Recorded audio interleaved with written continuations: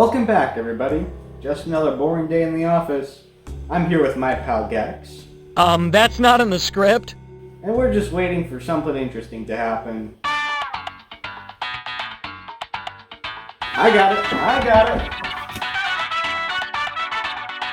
it. Yep. Okay, yes, no, nope, Okay, see you soon. I was just a confused census taker. Wait, that was my biggest fan requesting a Sam and Max video. And I'm not your How biggest odd. fan. I got intel on how to... The two's origins date all the way back to the Golden Days, aka 1987, when Steve Purcell created a comic book line about police. Freelance police, to be specific. We have our main protagonist, Sam, who is a humanoid talking dog. Nothing out of the ordinary there. He's pretty gullible and will do whatever Max tells him to. He's more low-key and isn't the type to start combat. Max, on the other hand, had simple roots, living with his sister and remaining completely mute while playing with his toys. What the hell happened to him? He lost the overalls, probably dropped out of high school, somehow got a policing permit, and won't shut up. Wow, my little buddy there must have had some trauma over the years. And those are the only two characters that remained throughout the generation.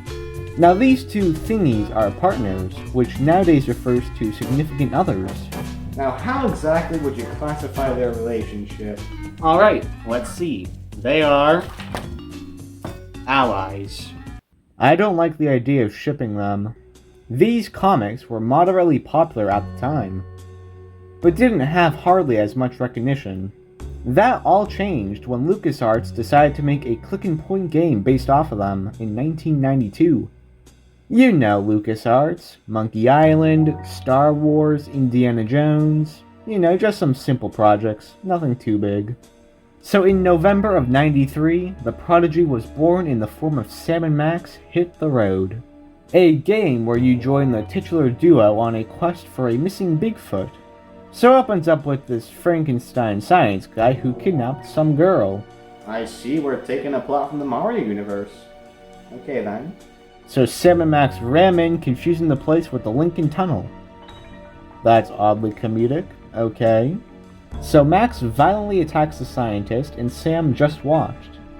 So they steal his bomb head, leave the lady all tied up, and indulge in an insanely catchy intro credit sequence that has a touch of nostalgia.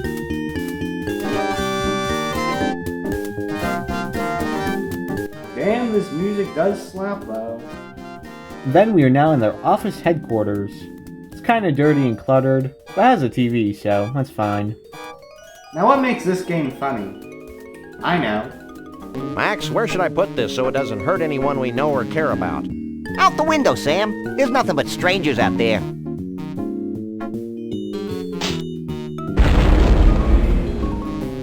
It's clearly their lack of intentional harm, running jokes, and random one-liners that make this really funny. After saying so it doesn't harm any loved ones, you'd think they would put it in a box or something. I hope there was nobody on that bus. Nobody we know, at least. But I guess that works too. This type of humor also relies on slapstick, like when both race for the phone. Wait, do children even know what telephones are these days? Nowadays it's like, nah, you can go answer it. I'm too lazy to get the phone. Where did the magic of randomly answering the phone go? Let's go through this one quickly. This is set up as a road trip, where you can literally drive across the country wicked fast. No, really, you can go from the East Coast to Arizona to harass this poor employee, and then back to the East Coast within the commercial break.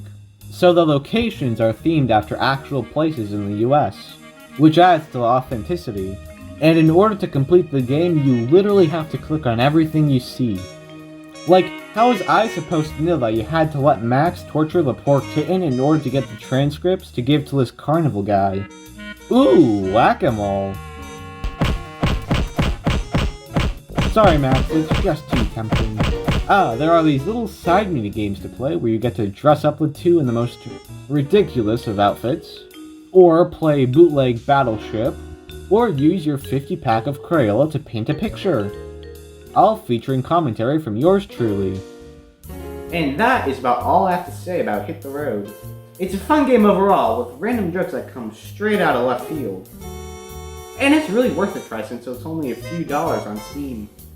So the hype train went quiet for this series for the next few years, until 1997. This is the year we got ourselves the animated show Sam and Max Freelance Police. The late 90s, the time when cartoons were actually super popular and people actually watched them. Simpler times. What has happened to our society? The show is based off the two as they go on quests alongside some characters in the game. The animation style is very similar to that of Animaniacs. Pardon me for just a second. Please, Hulu, please. The show lasted for 13 episodes and constantly tampered with the fourth wall. The folks in programming are sympathetic to your plight, and as such, have agreed to present today's episode in its entirety without any commercials at all. Get ready to raid. Thanks a lot, Tubi. So eventually, the rights were sent to Telltale Games. Of all people. And we got ourselves Sam and Max Save the World. Sam and Max remain sort of like icons in the industry, even appearing alongside some other Valve characters like GLaDOS and Heavy in the poker games. Nice little touches, I guess. And now for some reason the internet is in an uproar over the small clips of Sam and Max punchlines. I highly doubt it's just hype over the virtual game. Is it? This time it's virtual will come out at some point, just nobody knows when. The concept of this is great, being able to be with Sam and Max in person to a degree. Too bad I don't have a virtual reality headset. On the bright side, remakes of Devil's Playhouse and Beyond Space and Time are kinda confirmed for the Switch. Thanks for letting us know, Limited Run Games. So what do you say, little buddy? Ready to go save the world? At least I'm not at the DMV. So, what do you think of that? You're despicable! What? I'm just trying something different. Who knows if it'll work or not? This looks like an all-nighter at Richard Simmons' house. The thing is, I don't know if that's a compliment or an insult. Well, I guess we'll find out if people like it. In the meantime, though... No, really, I can't. Are you dense? I can't read my lips. I can't pick that. I give up. Now you've done it. You've broken Sam's spirit with your stupid attempts to pick up that silly object. In fact, if I didn't find his pitiful sobbing so amusing, I'd come out there and rip your limbs off. I'm not doing that again.